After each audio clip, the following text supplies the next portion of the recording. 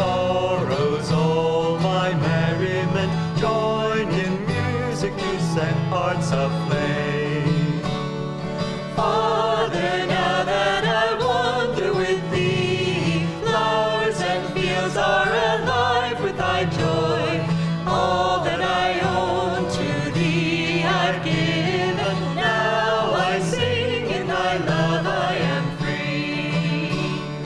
Father, now that I dance in thy name, birds and animals share in my song. All my sorrows, all my merriment, join in music to set hearts aflame.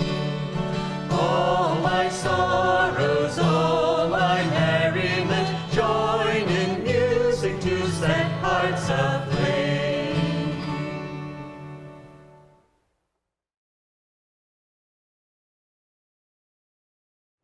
Good morning, everybody, and for those of you here and viewing online, welcome.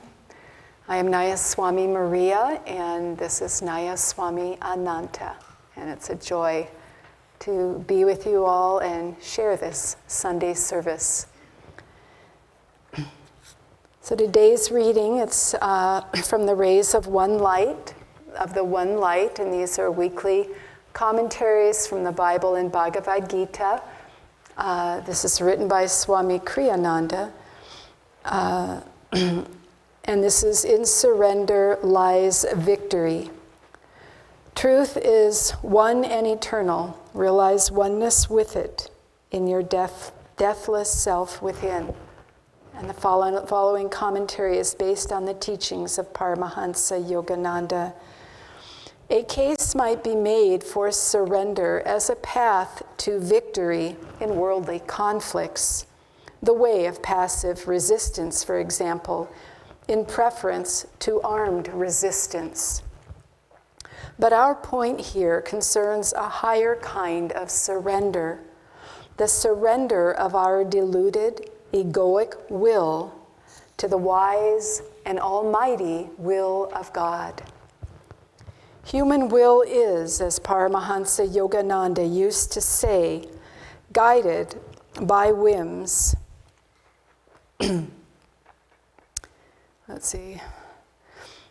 Human will is, as Paramahansa Yogananda used to say, guided by whims and limited understanding.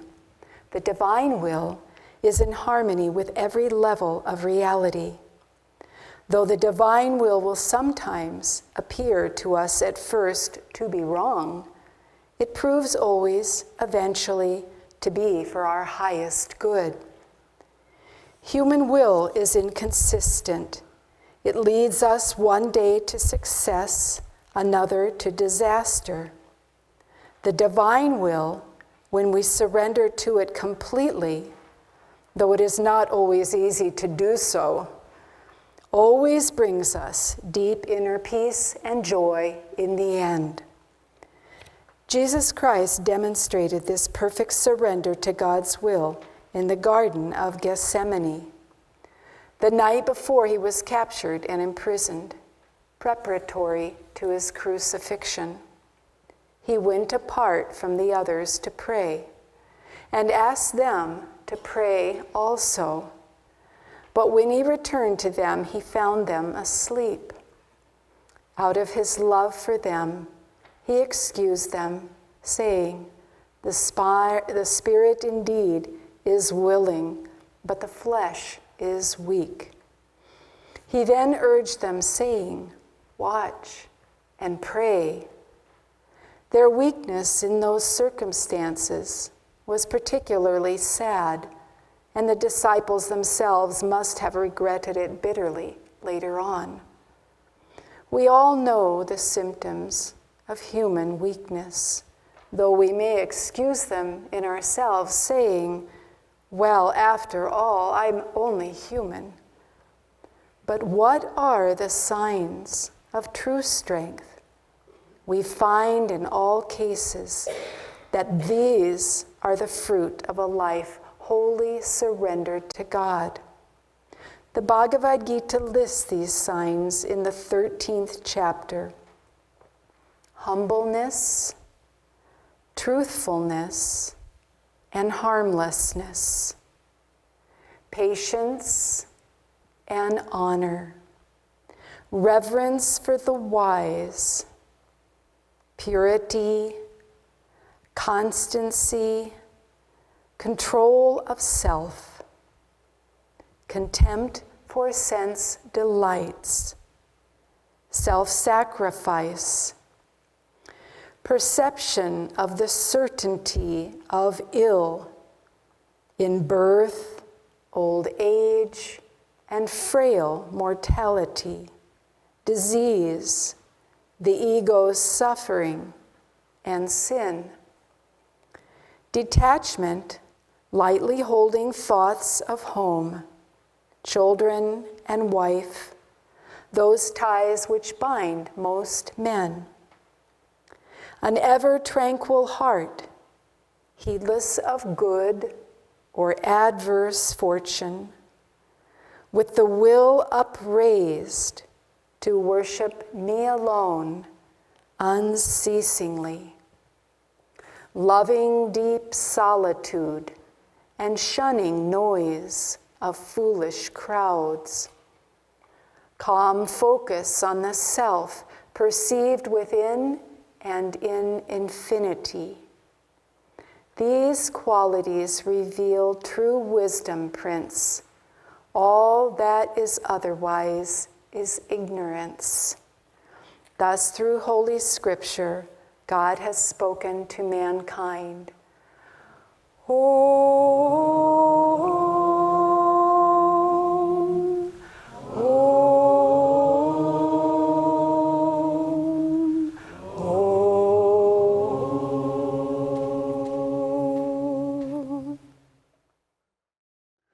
Well, I would also like to welcome you all. For those of you who don't know, we've been having a Kriya Bond retreat here for 3 days. So if the vibration seems especially Sattvic, that's the explanation.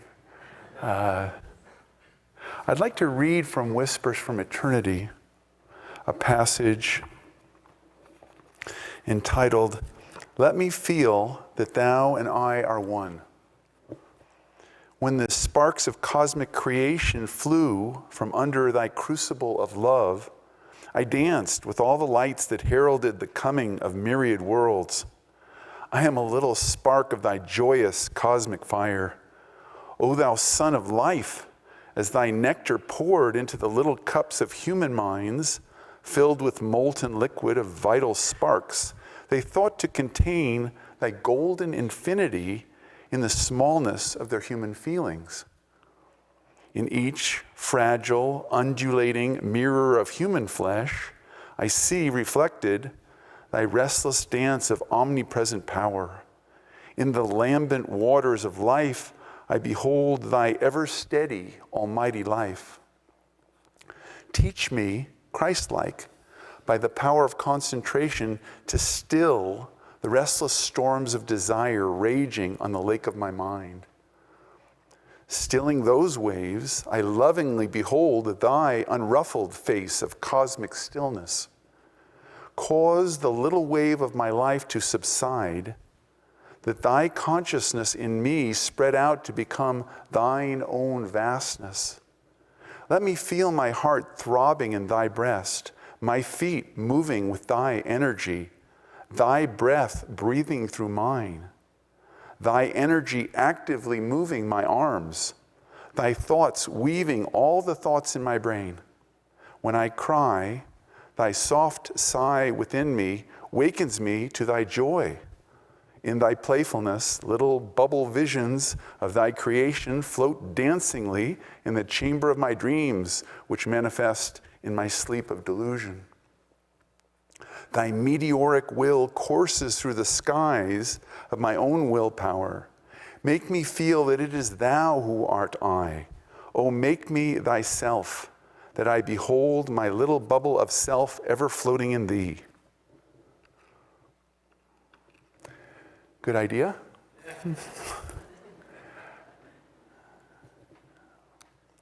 We're addressing this idea of surrender, but going to the reading, let's be clear that the only thing that needs surrendering is the ego. The life of a devotee is not one of laying down arms. We've spent the last 3 days sharpening our skills with first kriya, second kriya, third kriya, mahamudra, jyoti mudra, the techniques of meditation. So we're ready for the battle of self-realization. But the part of our consciousness that we do want to and need to surrender is the ego. Every part of our lives that is uncomfortable and causes us pain originates in the ego. If we could live this whisper from eternity, if we could, or when we do, live this passage from whispers, there is no pain. There is no suffering. There is no frustration. There is no, darn it, I wish this was different. It's not different in reality, but the movie, this film that we're watching of duality, playing us as the ego, is the cause of all of our suffering because our soul remembers this is not the right movie. This is not right. There should not be this world that we look around because we see suffering, ridiculous human behavior, wars, imprisonment of innocent people, illnesses, suffering, accidents, rude behavior, fighting among religions. What's this about? This is all wrong. And it's all wrong because of the ego. It's all wrong because of delusion. And it's all wrong because of Maya. And what Maya does, what the ego does, it's really close to being good. It's just that, just as this reading said, we put the little self in front of the big self. And we want the movie to be written according to the little self. We want the script to say that we were elected, that we're the CEO, that we get the whatever it is that you desire. But what do you really desire? God alone. God alone. God alone. Got it? God alone. Okay. Then what are we doing with all this stuff and this? Our country needs more territory, or I need a bigger house. There's nothing wrong with a big house. Don't get me wrong. Because anything that we need, God will give to us. God does give to us. But we keep identifying I, me, mine. And we've got to surrender that. We've got to let go of that. As we do, we realize the freedom. We realize the infinite joy, enjoyable beyond imagination of expectancy. You can't even imagine how much fun it is not to have all your worries and troubles and desires, because the masters have that. And yet, what did Christ do? So the masters give us this example how to behave. What did Jesus do? Okay, he knows he's going to be crucified. He told them, 3 days, destroy the temple, I'll rebuild it, no problem. But on the night after the Last Supper, he goes to Gethsemane and he prays. And what does he pray? Father, if you will, could I make a script suggestion here? How about we don't do this stuff? How about we just go fast forward to Saturday and we just skip all this? But what does he pray? Not my will, but thine be done. Wow, is that a good prayer? We can use that. We can really use that.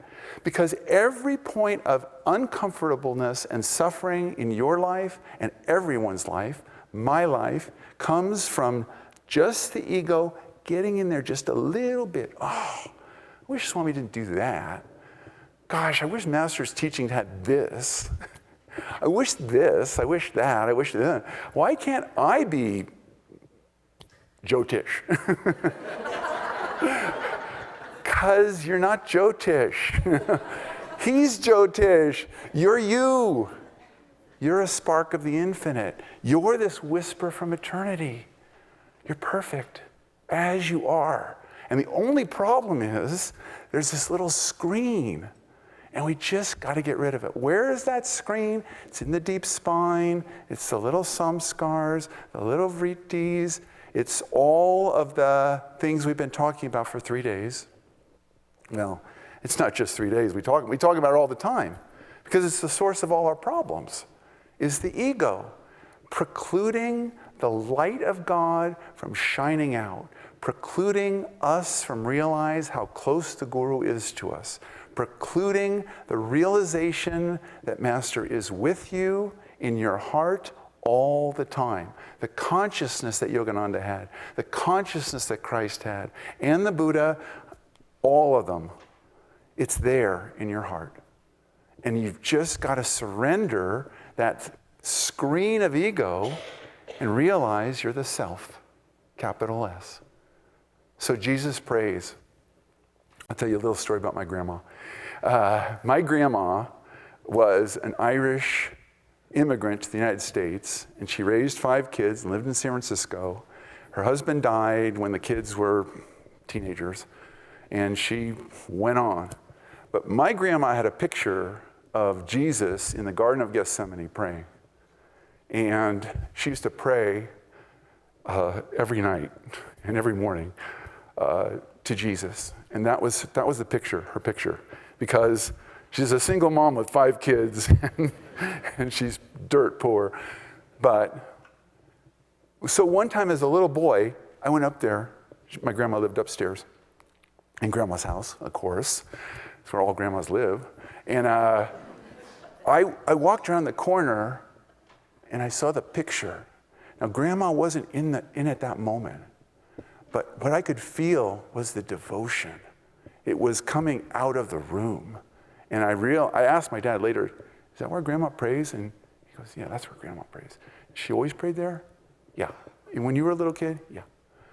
And I just could feel the devotion. Christ gave us the teachings. Don't forget, he was sort of play acting. I mean, he knew what was happening. He knew what was going to happen Friday, and he knew what was going to happen Sunday. And he was never in the drama, but he was doing it because he's our guru, one of our gurus, and he's trying to show us, Father, not my will, but thine be done. So how do you get rid of all the suffering in your life? Just look for the little place where the ego is causing you discomfort and eliminate it. Let go of it. Let go of the little self and be the big self. Is it surrender so we don't have to do anything? So they take Jesus to the Sanhedrin and everyone goes, oh, well, that's the way it goes. No. Jesus doesn't say anything. But he asked Nicodemus and Joseph of Arimathea to speak for him. And they do, because they're disciples. And they say, okay, the surrender for me is to fight for Jesus. What if he really is the Messiah? Is everyone shocked? Because they don't want to let go of surrender their ego to the fact that they're dead wrong. When they came to get Jesus in the Garden of Gethsemane, and Peter cuts off the guard's ear. Jesus takes the ear and puts it back on. Maybe this isn't the guy we should arrest. It works. Ooh, good. But they can't let go of their ego and say, well, maybe this is the wrong guy. Maybe we're making a mistake. Then he goes to Pontius Pilate. What happens again? Pontius Pilate, Pontius Pilate's wife had a dream that said, don't go against Jesus. This man he's sacred. And of course, husbands don't listen to their wise wives. He goes, no. But he did. Pontius Pilate did. He looked at Christ, he asked him some questions, and Christ said, all who know the truth hear my voice. And Pontius Pilate said, what is truth? He could feel it. But he didn't have the surrender of the ego to say, oh, I'm doing the wrong thing. So what does he do? He washes his hands. I don't have anything to do with this. That's not surrender. That's copping out is what that is. But anyway, it has to go forward. And then Christ, he fulfills the will of God. He gives up his life. Into thy hands I commend my spirit. No ego. Into thy hands I commend my spirit. And then Easter. And that's our fate too. Because when you let go of the ego, when you surrender the ego, what do you have? You have bliss. You have Christ consciousness. You are one with the Guru. That's why they're masters, because they've let go of the ego. They have no ego. We know how Christ died. I'm going to tell you how Krishna died. I guess a lot of you know how Krishna died, but anyway. We're getting to the end of the Mahabharata. We've already won the war. Pandavas are in charge of the kingdom. Everything's going good. And Krishna says, you know what? My work is done. It's time for me to go. But he has one more mission. He wants to talk to Arjuna. He wants to tell Arjuna, I'm going. And so he does. In a dream, he goes to Arjuna. And Arjuna's there. So Arjuna and Krishna, Master and Babaji. We know these guys. Same story, isn't it? And Babaji, Krishna, comes in a dream to Arjuna. And he says, Arjuna, do you remember after the war when I told you to get off your chariot and it burst into flames? And Arjuna remembers that. I'm not going to go into the whole story because it's a long book, but anyway, it's a great book. Anyway, he says, no, the chariot was no longer needed. And so Arjuna got off his chariot that he won the war in, and it burst into flames, and it dissolved into nothingness. And Krishna said, Arjuna, you remember that? And Arjuna's like, yeah, Babaji, Krishna, I remember that. And Krishna said, you know, it's the same with people. When the work's done, you just go. Because this ego isn't the reality. The soul identified with the body is not the reality. That's the ego. The soul's eternal. The soul's part of God. So it's time to go. And Arjuna's like, what are you saying? And Krishna goes, you'll understand tomorrow. So Arjuna's like, okay. So he goes to sleep. Krishna goes off in the forest, and he lays down on the ground, and this hunter comes along. And the hunter thinks it's a deer. So he shoots the foot of Krishna. And the only part of Krishna that was ever susceptible to human injury was the soles of his feet, the bottom of his feet. That's a whole nother story. I don't have time for it. Stick with me. Let's go forward. So Krishna is laying there, and the arrow from the hunter kills him. And then he realizes, oh my God, I just shot the Supreme Personality of Godhead. You know, he starts the guilt. You know, he's like, oh no. This is going to be years of therapy to get over this. But Krishna is dying. And so the hunter's like, he tries to nurse him back. He says, oh my God, Lord, I didn't mean to. And Krishna says, no, my friend, don't you see? I needed a reason to go. And you're a hunter. And this is the will of God. And this is how I can leave the body, because I have to leave now. I'm done. I've done my work. And so he said, you, hunter, disciple, Chela, will come with me into the light.